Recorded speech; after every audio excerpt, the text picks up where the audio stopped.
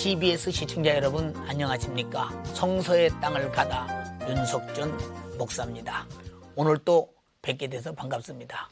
오늘 성서를 지리적으로 신학적으로 잘 은혜롭게 소개해 주실 오태균 교수님, 정중우 교수님 나와 계십니다. 오늘 두 교수님 나오셔서 감사합니다.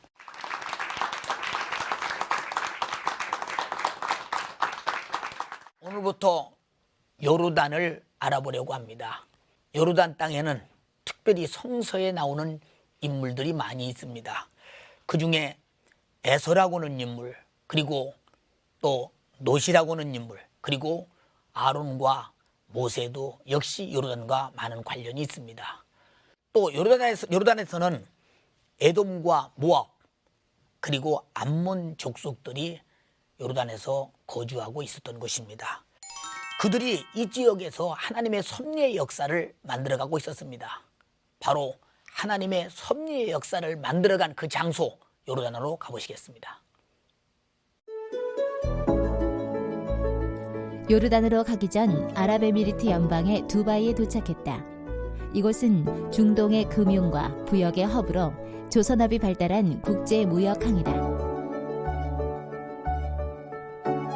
두바이 재래시장 소크를 찾았는데 입구에서부터 팔레스타인 땅에서 나는 열대 열매들이 이국의 향기를 물씬 풍기며 다가섰다. 이곳은 아랍 전통의 수공예품들을 구매하려는 사람들이 주로 찾는데 특히 아라비아 문양의 양탄자들이 각광을 받고 있다. 두바이를 중동의 황금 도시로 거듭나게 한 금시장 또한 이곳의 볼거리다. 요르단 마다바에는 유명한 성 조지 그리스 정교회가 있다. 교회 내부의 이 모자이크 지도는 팔레스타인과 요르단의 가장 오래된 지도다. 마다바로부터 동북쪽으로 약 10km를 달리면 요르단 북쪽에 모압 평지가 펼쳐진다. 하나님께서 광야에서 모세에게 마지막으로 주셨던 신명기의 말씀을 받았던 곳 모압 땅. 이 모압 땅에 솟아있는 느보산 정상엔 모세가 광야에서 놋뱀을 매단 지팡이를 상징하는 놋뱀 십자가가 세워져 있다.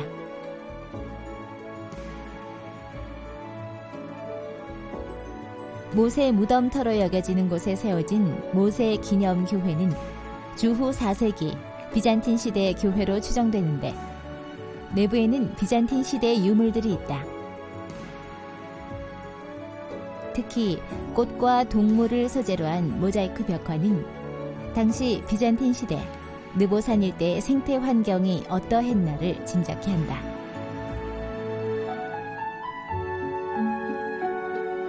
열왕기하 3장의 내용을 입증하는 모압왕의 이 메사비석 탁본은 세계적인 고고학 자료로 인정받고 있다.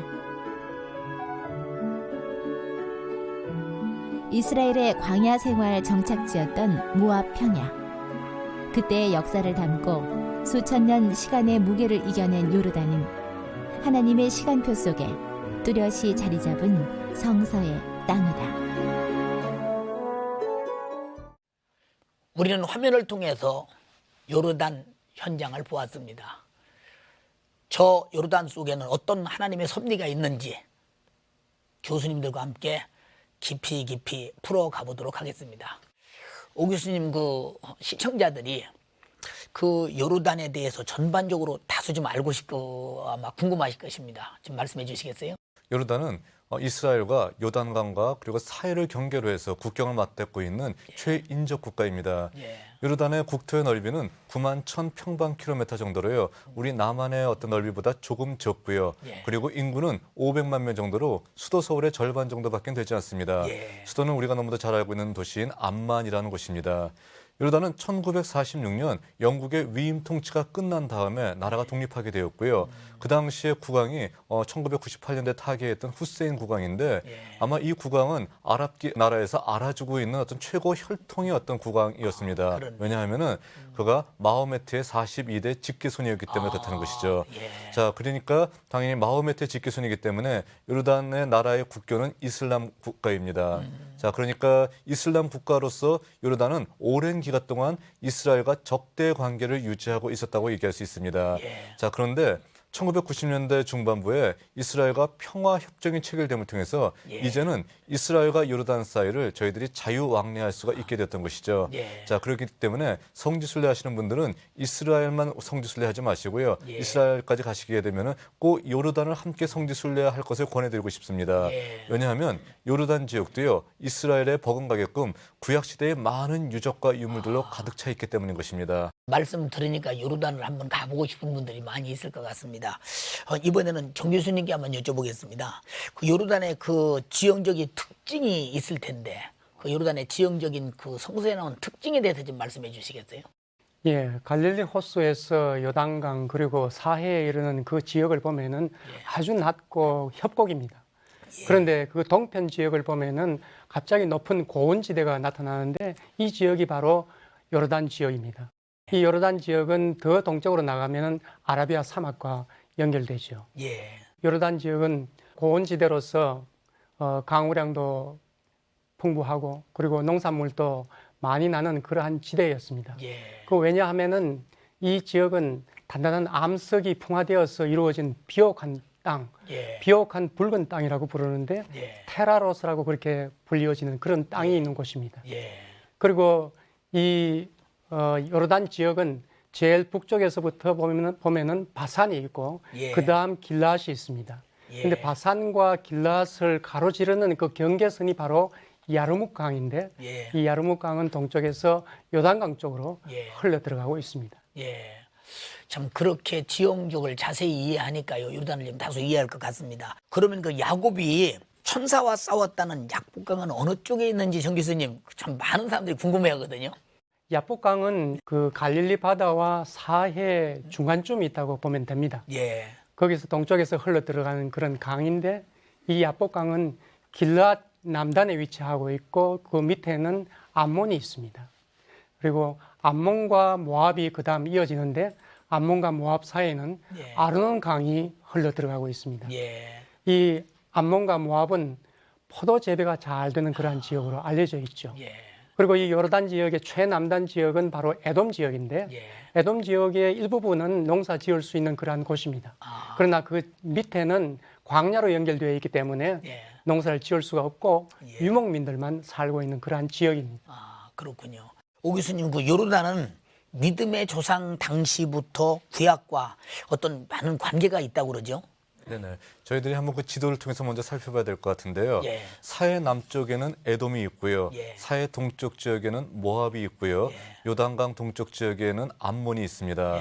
자, 그런데 맨 밑에 있는 에돔 지역이요. 에돔 지역은 바로 에서가 거주했던 장소이죠. 그러니까 믿음의 조상 야곱의 형이었던 에서가 있었던 장소였었고요. 모압과 암몬은 믿음의 조상 그 아브라함의 그 조카였던 롯이 그 딸과의 어떤 옳지 못한 관계를 통해서 낳았던 두 아들 아닙니까?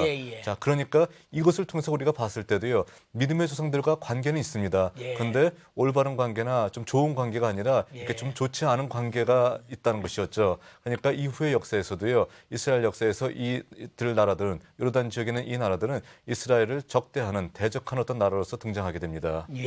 그렇군요. 오 교수님, 그 요르단이 그 이스라엘 백성의 출애굽 시대에는 구약과 어떤 관계가 있었던지 그것도 좀 알고 싶거든요. 네, 방금 얘기했던 것 같이 적대 관계에 있었으니까 굉장히 그 이스라엘 백성들한테 출애굽할 때부터 협조하지 않고 대적하는 모습을 많이 보였던 것이죠. 자, 이스라엘 백성들이 왕의 대로가 지나가고 있는 에돔 지역을 지나가기 위해서 사람을 보내서 우리가 왕의 대로만 지나가고 너희 우물도 마시지 않고 포도원도 건드리지 않겠다 얘기했을 때 에돔 왕은 이 제의를 거부합니다. 그래서 이스라엘에 굉장히 원성을 사게 됐고요. 또 모압 지역은 우리가 잘 알고 있는 사건이 모압 왕 발락이 예. 발람 선지자를 불러서 이스라엘 백성들을 저주하게 한 사건, 예. 그리고 시딤에서의 어떤 그런 음행 사건, 예. 이런 사건을 일으키게 했던 장본인이 바로 모압입니다. 예. 그러니까 이들 역시 출애굽 당시부터 시작해서 굉장히 이스라엘과 옳지 않은, 좋지 않았던 관계를 가졌던 것을 보고 있습니다. 예. 바로 이 지역에서 출애굽 당시의 어떤 지도자였었던 아론이라는 사람은 호르산에서 죽고요. 그리고 호르산에 아론의 무덤이 있습니다. 그리고 느보산에서는 바로 모세가 죽게 됨을 통해서 요르단 지역은 바로 출애굽 당시에도 상당히 구약 성서와 관련이 깊은 어떤 지역이다라고 얘기할 수 있습니다. 요르단은 그만큼 그러니까 이스라엘 백성이 가는 길에 가로막기도 하고 또 그들이 또 지나가는 통로도 됐고 또 이스라엘 백성들의 그 모압에서 그 음행의 사건이라든지 느보산에서 그 모세의 타계 사건 이런 것들을 많이 그 남겨놓은 장소가 아닌가 이렇게 싶습니다. 참 들을수록 궁금합니다. 우리 다시 한번 화면을 통해서 요르단을 보시겠습니다. 아랍어로 로세 바다로 불리는 사해 동굴은 요르단 땅에 속하는 지역이다. 사해의 흙은 각종 광물질이 포함되어 피부병에 뛰어난 효력이 있다. 이 때문에 전신해하는 사해의 머드팩은 이곳을 찾는 관광객들에게 각광받는 관광 상품이다. 요르단의 사해바다 남쪽에는 사람들의 눈길을 잡는 롯 아내의 소금 기둥이 있다. 암염으로 이루어진 이 소금산을 요르단 사람들은 소돔산이라 칭하고 있다. 소돔에서 멀지 않은 고대 소알 땅이 보이는 언덕엔 롯의 동굴이 있는데 롯이 두 딸과 피신했던 동굴로 알려져 있다. 요르단 남쪽으로 약 240km 달리면 나바테안 민족의 바위 도시 페트라가 등장한다.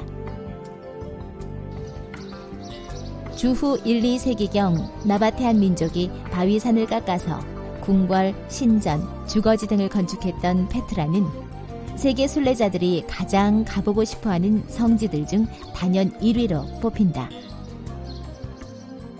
이 암석도시는 신약시대 사도 바울이 전도지로 선택했던 축복의 땅이기도 했다. 페트라를 빠져나오면 바로 아윤무사, 모세의 샘을 만난다. 모세가 광야에서 지팡이로 반석을 2번 쳐서 샘을 냈다는 성경 말씀이 담긴 자리다. 요르단 아카바 북동쪽의 붉은 사막 와디럼은 세계에서 가장 매력적인 사막의 절경을 담고 있는 요르단 최고의 관광지다. 광야에서 에돔 지역을 지나려다 실패한 이스라엘은 요르단 동쪽의 북부로 올라갔는데 그 지역이 이 와디럼으로 추정되고 있다.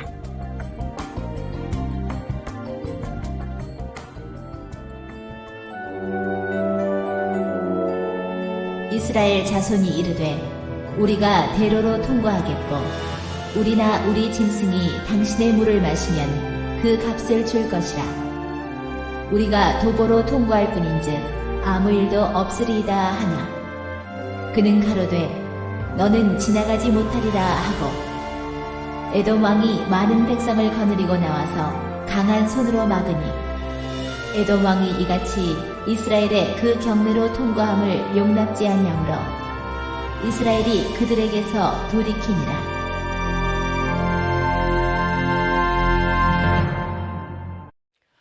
우리는 지금 화면을 통해서 요르단을 봤습니다. 요르단을 보면서 성경 속에서 어떤 역사가 나타났는지 많이 궁금하기도 합니다. 오 교수님, 그 사사시대나 그 왕정시대의 요르단 지역은 그 구약 성서와 어떤 관련이 있는지 그것도 시청자들도 궁금할 것입니다. 네, 사사 시대부터는 예. 요르단 지역이 르우벤 지파, 갓 지파, 또 므낫세 반 지파에게 할당이 되었기 때문에 예. 구체적으로 이스라엘 영토에 편입이 되어서 이스라엘 지역으로 나타나게 됐던 것입니다. 예. 자, 우리가 몇 가지 한번 예를 들어보게 되면요, 입다의 고향이었던 길르앗 지역, 이 지역도 바로 요르단 지역에 위치하고 있고요. 또 다윗이 함락시켰던 라빠성, 여기도 예. 바로 요르단 지역에 위치하고 있습니다. 예. 또 엘리야가 승천했다라고 하는 여리고 맞은편에 있는 어떤 지역도요. 엘리야 분지에서 오늘날까지도 그대로 현재 남아 있고요. 또 엘리사 당시에 모압 왕 메사와 그리고 유다와 이스라엘의 연합군이 싸웠던 장소가 케락성이라고 하는 곳에 그대로 남아 있다는 것입니다. 자, 이러한 어떤 그 요르단 지역의 성지에는 신약 시대도 계속 이어져서요. 네. 자, 거라사라고 알려져 있는 제라시라는 장소가 현재도 남아 있고요. 네. 그리고 세례 요한이 참수당했던 장소인 마케루스 요새 이런 장소가 요르단 지역에 남아 있습니다. 말 그대로 성지의 보고라고 얘기할 수 있습니다. 아주 숨은 장소가 많이 있군요. 정 교수님, 요르단은 왕정 시대에서는 이스라엘과 아주 적대 관계를 가졌다는 걸 우리가 성경을 통해 알고 있지 않습니까? 그런데 다윗 가문과는 유독히도 우호 관계를 가졌거든요. 그 이유가 무엇일까요?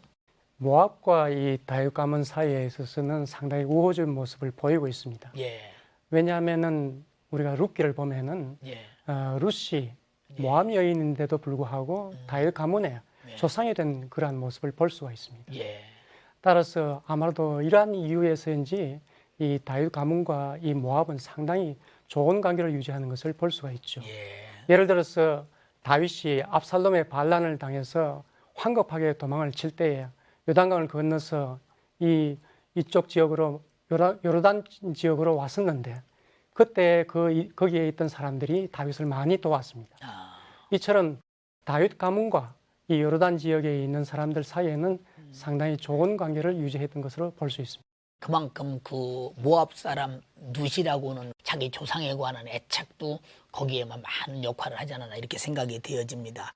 오 교수님, 그 사무엘상 22장을 보면 다윗이 사울에게 막 무섭게 쫓길 때 가족들을 모압 왕에게 맡긴 내용이 나오거든요. 이것도 아마 모압 조상이 섞인 다윗 가문에 어떤 연관이 있지 않나 싶거든요. 네, 지금 정 교수님 말씀하셨던 대로 예. 자, 다윗 가문과 모압 사이에서는 초창기에는 굉장히 우호적인 관계가 있었던 것 같습니다. 예. 사울에게 쫓길 때 예. 다윗이 모압 왕한테 가서 자기 가족을 맡길 정도로 예. 아주 가까웠던 관계였었습니다. 예. 그런데 하나님께서는 그곳에서 안주하게끔 다윗을 내버두지 않고요. 예. 선지자 가핫을 통해서 너는 요단 숲에 있는 헤렛으로 가라 해서 다윗이 다시 죽음을 무릅쓰고 사울에게 쫓길 걸 각오하면서 유다 지역으로 넘어가는 어떤 장면이 나와 있습니다. 그러니까 굉장히 이 당시만 하더라도 모압과 굉장히 어떤 그 우호적인 관계가 있는 것을 확인할 수 있는데요. 그런데 사무엘하 8장에 보게 되면은 다윗이 통일왕국을 완성한 다음에는 모압을 정벌합니다. 그래서 두 줄 길이의 사람은 죽이고 한 줄 길이의 사람은 살린다. 다시기해서 이스라엘 영토 바깥에서 싸울 때는 자 철저하게 칼을 들고 싸울 수 있는 용사만 죽이는 이런 어떤 전쟁법을 다윗이 그대로 실행했었거든요. 그런 어떤 그 말씀을 근거해 봤을 때, 자 모압과의 우호 관계가 끝까지 계속된 건 아닌 것 같습니다. 예, 결국은 이제 적대 관계로 마감을 짓는군요. 정 교수님, 그 이스라엘은 구약 시대 그 정치적으로나 경제적으로 요르단에 큰 영향을 미쳤다고 하거든요. 그 이유에 대해서 궁금하거든요. 모압 지역에서 발견된 아주 중요한 비석이 있습니다. 바로 메사 비석이라고 이야기를 하는데 그 메사 비석의 비문을 보면은 이스라엘의 오므리 왕조 때 오므리 왕과 그 아합이 통치했던 그 시대에는 그 이스라엘이 이 요르단 지역을 장악하고 있었다는 것을 알 수가 있습니다. 그런데 그 이후에 이스라엘이 약화되었을 때에는 그 지역을 잃어버리게 되고 그리고 모압과 암몬이 독립을 하게 되죠. 이처럼 군사적으로 정치적으로 그런 관련을 맺기도 하고 때로는 경제적인 그러한 관련도 많이 맺었습니다. 왜냐하면은 이 요르단 지역은 상당히 이 농산물이 풍부하고 또 목적지로도 유명했기 때문에 이스라엘과 교역 관계를 가지면서 서로 경제적으로 함께 일을 도모했던 것입니다. 그런데 중요한 것은 바로 왕의 대로가 이 요르단 지역을 지나고 있다는 사실입니다. 이 국제 무역이 상당히 중요했기 때문에 이스라엘은 이 통로를 사용하고자 했고 또 요르단 지역은 쉽게 거기에 응하지 않는 그런 면이 있습니다. 그래서 이스라엘이 힘이 있을 때는 이 통로를 장악해서 국제 무역을 하게 되었고 또 힘이 없을 때는 가끔 서로 협력하는 관계가 있기도 하지만은 사실 요르단 지역이 반항할 때는 더 이상 이스라엘의 손을 댈 수가 없었습니다. 뭐 그 시대에 이렇게 강대국이 될 때는 요르단을 자기 마음대로 갈 수 있었고 또 이스라엘이 약해질 때는 요르단의 눈치를 봐야 하는 그런 상황이었던 것 같았습니다. 오늘 두 교수님의 말씀을 들으면서 아마 요르단의 그 성서에 이렇게 베일이 벗겨지는 것 같습니다. 오늘 많은 그 깊은 관계 속에서 아마 시청자들이 요르단을 한번 가봤으면 그런 마음이 아마 들지 않았나 싶습니다.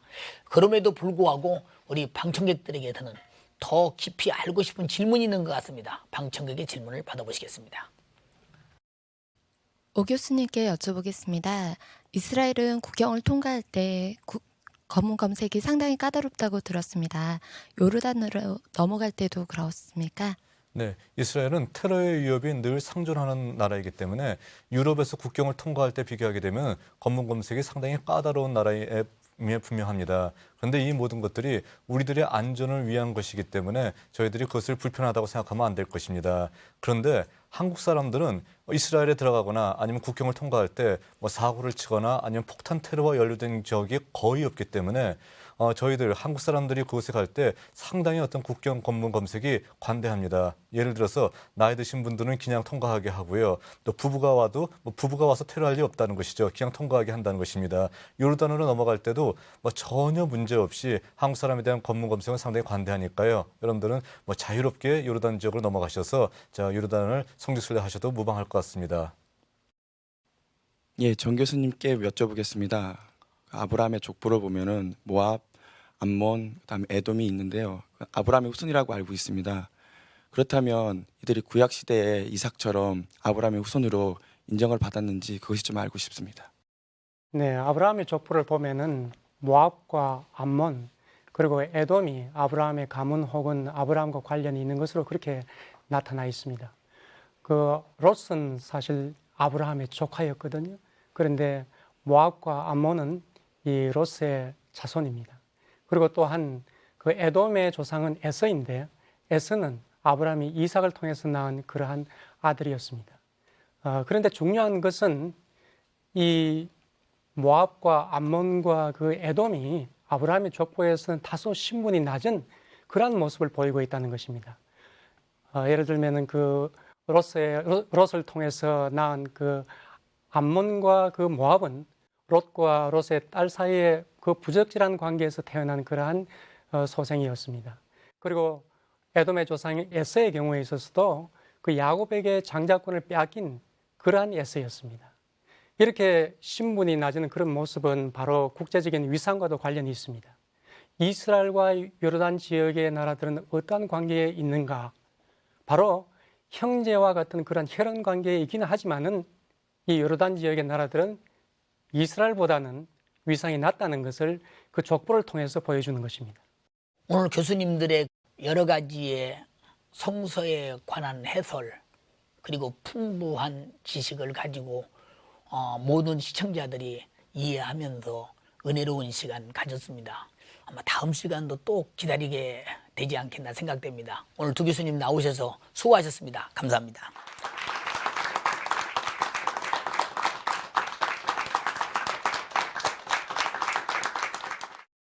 오늘 우리는 요르단과 이스라엘 그리고 여러 가지 성지를 통해서 우리는 공부하면서 우리가 해야 할 것은 바로 예수 안에서 하나다 하는 것을 배웠습니다.